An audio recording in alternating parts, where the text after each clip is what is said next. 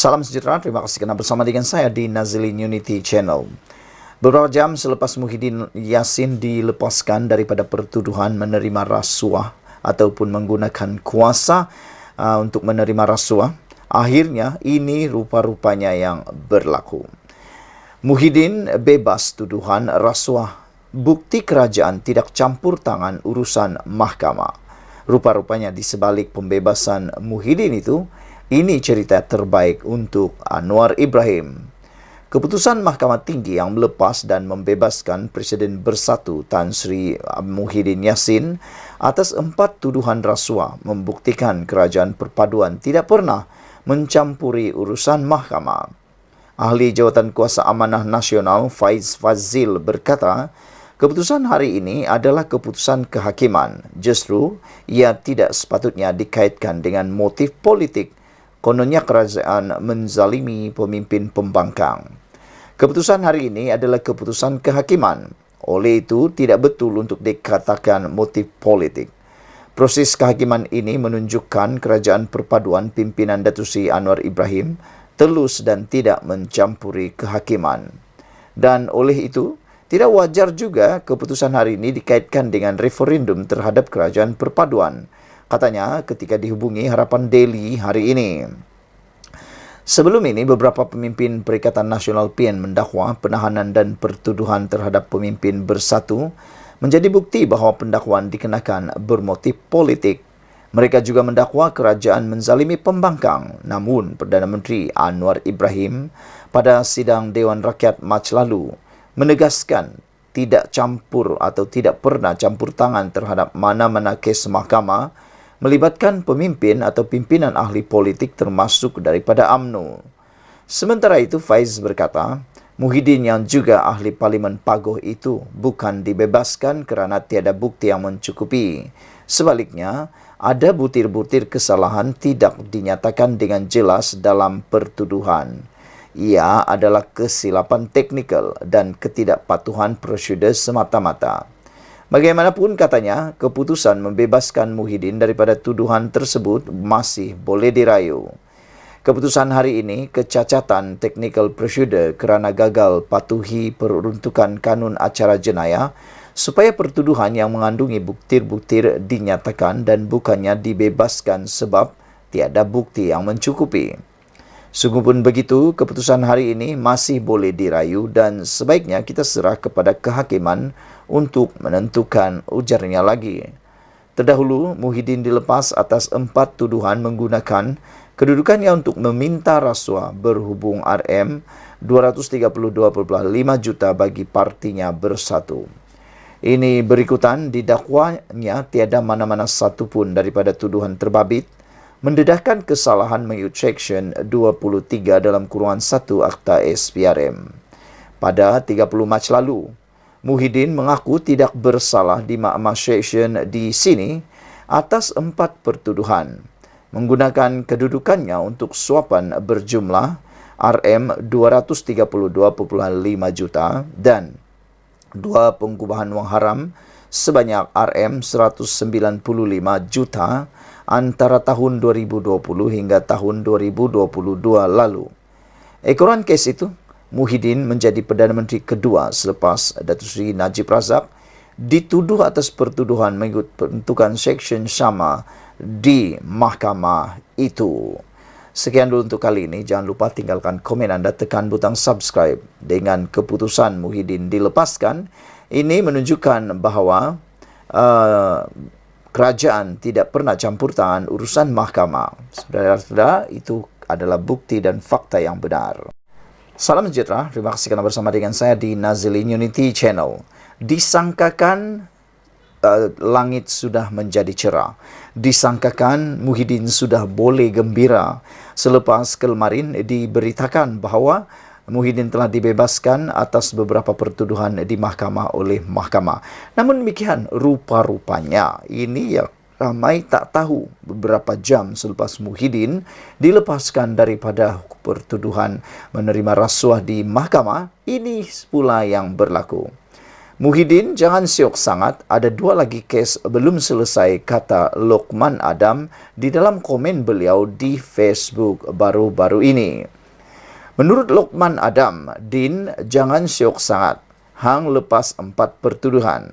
Nasib kamu baik sebab Perdana Menteri yang ke-10 tak campur urusan badan kehakiman. Macam apa yang kamu dan Mahathir lakukan bila ada kuasa, kata Lokman Adam menulis di dalam Twitter beliau. Tapi jangan lupa ada 2 kes belum selesai dan banyak lagi yang belum dituduh pun, termasuk kes menantu kamu, kata Datuk Lokman Adam. So, jangan berkepak sangatlah pada yang tak mengikuti. Muhyiddin ada 6 kes mahkamah. 4 kes salah guna kuasa. Yang ini dia menang di Mahkamah Tinggi. Tapi pendakwa raya boleh buat rayuan. Tapi dia ada 2 kes rasuah, 195 juta. Kes ini masih berjalannya, kata Datuk Lokman Adam. Presiden Bersatu Tan Sri Muhyiddin Yassin masih berdepan 2 lagi penduduhan di mahkamah yang belum selesai. Pengarah komunikasi UMNO Datuk Lokman Nur Adam mengingatkan agar pengerusi Perikatan Nasional PN itu tidak bergembira terlalu awal biarpun terlepas dari 4 pertuduhan meminta rasuah berjumlah RM232.5 juta. Beliau menyifatkan nasib Muhyiddin baik kerana Perdana Menteri Datuk Seri Anwar Ibrahim tidak mencampuri badan urusan kehakiman seperti yang dilakukan ahli Parlimen Pagoh itu ketika berkuasa dahulu. Menurut Lokman Adam, Din jangan syok sangat, hang lepas 4 pertuduhan. Nasib kamu baik sebab Perdana Menteri ke-10 tak campur urusan badan kehakiman. Macam apa yang kamu dan Mahathir lakukan bila ada kuasa, kata Lokman Adam. Tapi jangan lupa, ada 2 kes belum selesai dan banyak lagi yang belum dituduh, termasuk kes menantu kamu, tambah Lokman lagi. So, jangan berkepak sangatlah. Pada yang tak mengikuti, Muhyiddin ada 6 kes mahkamah. 4 kes salah guna kuasa yang dia menang di Mahkamah Tinggi, tapi pendakwa raya boleh buat rayuan. Tapi dia ada 2 kes rasuah, RM195 juta. Kes ini masih berjalannya, Cep Lokman di laman X.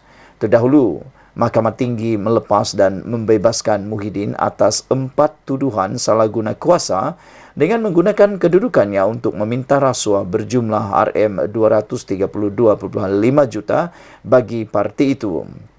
Beliau dituduh melakukan perbuatan itu di Pejabat Perdana Menteri Bangunan Perdana Putrajaya di antara 1 Mac 2020 dan 20 Ogos 2021. Muhyiddin mendakwa 4 tuduhan adalah cacat dan tidak sah di sisi undang-undang kerana bercanggah Seksyen 152 Kanun Acara Jenayah.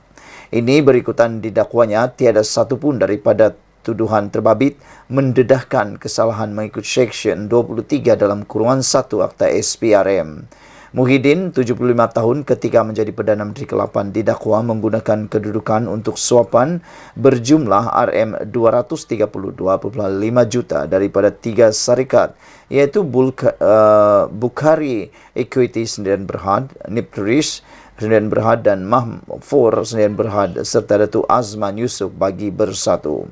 Muhyiddin turut berdepan 2 pertuduhan menerima wang hasil aktiviti haram berjumlah RM195 juta daripada Bukhari Equity yang dimasukkan ke dalam akaun CIMB Bank milik Bersatu. Sekian dulu untuk kali ini. Jangan lupa tinggalkan komen anda, tekan butang subscribe. Kita jumpa lagi. Bye-bye. Salam sejahtera, terima kasih kerana bersama dengan saya di Nazilin Unity Channel. Ini satu lagi pendedahan dan juga berita yang menarik selepas PRN selesai. Disangkakan semuanya sudah berjalan dengan baik, semuanya telah berjalan dengan mulus, semuanya telah pun berjalan seperti yang dirancang, dan Sanusi sudah angkat sumpah sebagai Menteri Besar Kedah. Akhirnya, PDRM menyatakan akan panggil Sanusi berhubung pamer kertas undi. Ini gara-gara tindakan Sanusi yang dilihat telah digambar oleh media seakan-akan mempamerkan kertas undi beliau yang telah dipangka. Di Kuala Lumpur, polis akan memanggil Menteri Besar Kedah Muhammad Sanusi Maknor untuk dirakam keterangan kerana mempamerkan kertas undi pada pilihan raya baru-baru ini. Ketua Polis Negara Tan Sri Razarudin Husin berkata, semua pihak perlu memberi peluang kepada polis untuk menyiasat kes ini. Beliau berkata pihaknya akan memanggil Sanusi untuk dirakam percakapan. Siasatan dijalankan mengikut Akta Kesalahan Pilihan Raya 1954. Polis tidak akan menganiayai sesiapa dan kertas siasatan akan diserahkan kepada pejabat peguam negara, katanya pada sidang media selepas majlis serah terima tugas pengarah Jabatan Siasatan Jenayah JSJ Bukit Aman di sini hari ini. Razarudin berkata bagi membuat pertuduhan ia bukan diputuskan oleh pihaknya, tetapi polis akan membuat cadangan kepada peguam negara selepas melihat keterangan. Kita juga takkan hendak memadai tambah keterangan dan terpulang kepada pejabat peguam negara untuk tuduh atau tidak, katanya lagi. Terdahulu, media melaporkan Sanusi didakwa menayangkan kertas undi kepada petugas media yang membuat liputan ketika beliau menunaikan tanggungjawab sebagai pengundi di SIK Kedah. Saudara-saudara sekalian, perkara ini memang mengejutkan kita semua. Apabila anda dengan tindakan Sanusi yang telah pun dikatakan didakwa menayangkan kertas undi tersebut, walaupun Sanusi telah menafikan tindakan itu sebagai tindakan yang sengaja, kerana menurut Sanusi beliau sebenarnya tidak berniat untuk menayangkan kertas tersebut, tetapi terbuka ketika tergesa-gesa ingin memberikan gambar kepada petugas media. Sanusi berkata beliau diperkena oleh media kerana media yang mengarahkan beliau untuk mengangkat kertas undi itu untuk digambar, tetapi kerana tergesa-gesa, kata Sanusi, maka kertas tersebut terbuka dengan sendirinya dan tidak ada niat untuk Sanusi untuk menayangkan gambar tersebut ataupun menayangkan kertas undi tersebut. Dan menurut Sanusi lagi, beliau kata ada banyak lagi gambar yang telah diambil, tapi kenapa gambar itu juga yang ditularkan, kata Sanusi lagi. Jadi sekarang ini kita tunggu adakah apa-apa keterangan daripada media yang telah mengambil gambar tersebut. Kita menunggu apa jawapan komen daripada media tersebut. Ikuti terus ulasan selepas ini. Selamat petang, salam sejahtera. Terima kasih kerana bersama dengan saya di Nazilin Unity Channel. Ini satu keputusan pendedahan daripada Ketua Polis Negara yang pastinya akan membuatkan Sanusi pening kepala dan Sanusi mungkin akan menyesali perbuatan beliau baru-baru ini. Pada itu, Ketua Polis Negara mengatakan bahawa perbuatan menunjuk kertas undi di pangkah adalah salah. Ketua Polis Negara Tan Sri Razarudin Husin menegaskan, tindakan menunjukkan kertas undi yang sudah dipangkah kepada umum adalah satu kesalahan mengikut Akta Kesalahan Pilihan Raya 1954. Razarudin berkata, polis akan menjalankan siasatan sekiranya ada pihak tampil membuat laporan polis terhadap kes terbabit. Setakat jam 6 petang kemarin, belum ada mana-mana pihak tampil membuat laporan berhubung perkara itu. Sekiranya ada laporan, kita akan siasat, kata Ketua Polis Negara pada sidang akbar di Bukit Aman pada Sabtu yang lepas. Pada Sabtu yang lalu, media melaporkan Menteri Besar Kedah sementara pada waktu itu, iaitu Datuk Seri Muhammad Sanusi Maknor, didakwa melanggar Akta Kesalahan Pilihan Raya 1954 apabila secara sengaja menayangkan kertas undi kepada petugas media. Perbuatannya mengundang kritikan pengguna media sosial yang berkongsi gambar Muhammad Sanusi mempamerkan kertas undi berkenan ketika gambarnya direkam petugas media sebelum ia dimasukkan ke dalam kotak undi. Pada sidang akbar sama, Razarudin berkata, pihaknya berpuas hati dengan perjalanan pilihan raya negeri PRN yang berlangsung di 6 negeri tersebut. Kita memang sentiasa bersiap siaga. Saya amat berpuas hati dengan penugasan mereka di lapangan, ujar beliau lagi. Namun demikian, seperti yang kita telah tahu, Sanusi kata perbuatan beliau sebenarnya tidak disengajakan. Beliau bukan menayangkan kertas undi beliau, kata Sanusi, tetapi beliau diminta. Sanusi kata beliau diperkena oleh media. Kerana menurut Sanusi, media mahu Sanusi menunjukkan kertas undi itu, tetapi oleh karena tergesa-gesa kata Sanusi, kertas itu terbuka sendiri dan waktu itulah media menggambarnya, kata beliau. Dan selain itu Sanusi juga kata bahwa dalam banyak-banyak gambar yang diambil oleh media, kenapa gambar itu juga yang ditularkan, kata Sanusi. Tapi terpulanglah pada Anda untuk menilai gambar tersebut. Dalam ruangan ini saya sisipkan kepada Anda keadaan gambar sebenar itu, yang mana Sanusi sedang memegang kertas undi yang telah berpangkah tersebut. Adakah pada pendapat Anda ada bekas telah dilipat, ataukah memang ditiup angin atau sebagainya? Anda lihat betul-betul gambar itu? Apa pendapat kamu? Coba perhatikan betul. Bolehkah ada anginkah, atau terbuka secara tidak sengajakah, atau sebenarnya apa yang berlaku? Dan Sanusi kata dia dipekena oleh media pula. Kali ini salah angin, salah kelang kabut, dan salah media pula. Tak tahulah, saya pun tidak tahu siapa sebenarnya yang salah. Adakah ini akan membuatkan Sanusi akan didakwa pula? Dan ada yang bertanya, kalau betul Sanusi melakukan kesilapan tersebut, ataupun didakwa melakukan kesalahan tersebut di bawah kesalahan perkara tersebut, adakah Sanusi akan kehilangan kelayakan sebagai ahli ahli Dewan Undangan Negeri pula?